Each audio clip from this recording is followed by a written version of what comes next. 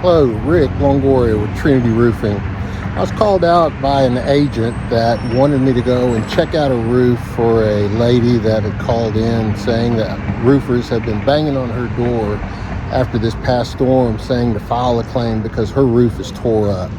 Well, what he did was he contacted me and wanted me to go out just to verify that everything is the way they said it was going to be, and so that no one was wasting everybody's time. Well, as I came out, got on this roof, there is not one single mark on this roof where a hailstone hit. Even as I walk over to this side, you can see that on these lead jacks, where for sure those are going to be dented up, they don't have a mark on them.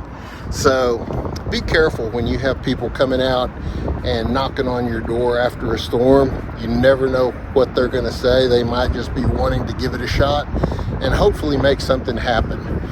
But before you do anything, contact someone that you trust and get another opinion. So that's just another tip from Rick.